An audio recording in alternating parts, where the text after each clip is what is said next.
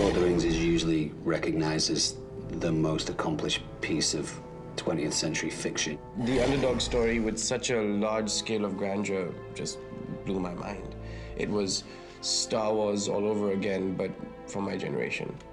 When Tolkien published The Hobbit in 1937 with Alan and Unwin, it was kind of surprisingly to everybody a huge success. So naturally they wanted a sequel. And he ended up spending 14 years and writing this 1,000-page thing, which was not exactly the sequel that anyone envisioned. The first time it was published, it did okay, but it wasn't the phenomenon. And then obviously the kids of the 60s, who I think were smoking a little pipe weed, got into it. And that created this real, phenomenon to a certain extent. If The Lord of the Rings was never written, we certainly wouldn't have the fantasy genre as we have it now. People running across the street in Atlanta, Georgia at Dragon Con in their costumes. You definitely would not have had that if there wasn't The Lord of the Rings. D&D, a lot of things wouldn't exist.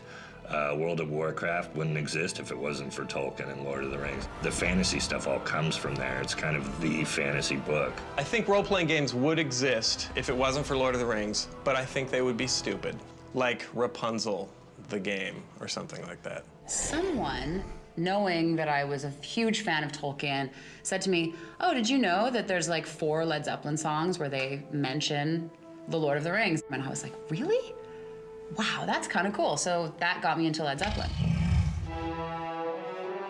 Obviously, when the movies came out, a whole new bunch of people started reading it, and it also crossed over into girls reading it a little bit more, because when the movies came out and they saw how beautiful Orlando Bloom is. The audience was an amalgamation of every culture, every stereotype of, like, the jock liked it, the nerd liked it, the hot girl liked it. It's just this special place that Tolkien created that we all communed with for a certain period of time.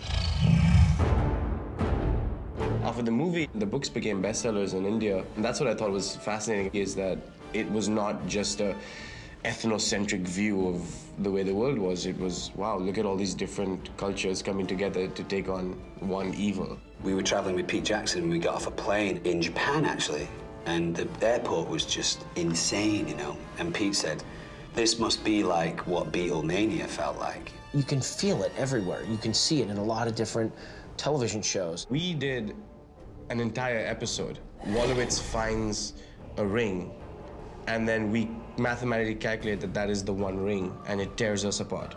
To dedicate an entire episode is, we're huge fans. It's even got the Elvish engraving on it. It's not Elvish. It's the language of Mordor written in Elvish script.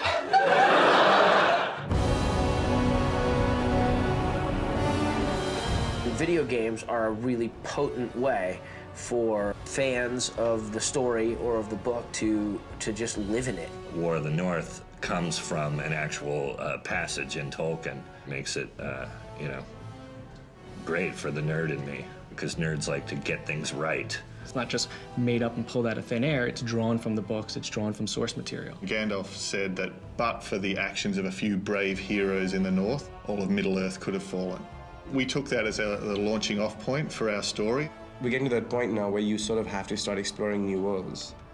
Yeah, I think it's really exciting. There are many things in the deep waters, and seas and lands may change.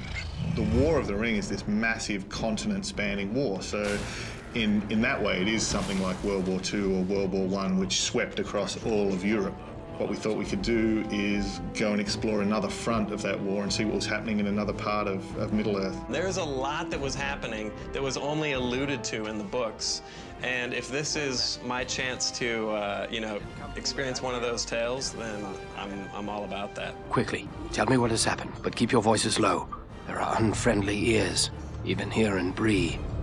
It gives fans the opportunity to kind of explore the fringes of the Tolkien world. And that is what it seems to me the developers of the game have done a really neat job of. When I was a kid, I couldn't have even imagined that one day, 30 years down the line, I would be able to actually run around in Middle-earth with the sort of graphics and the sort of level of fidelity and realization that we have today. So, video games are really the fulfillment of the promise of these types of books and types of stories.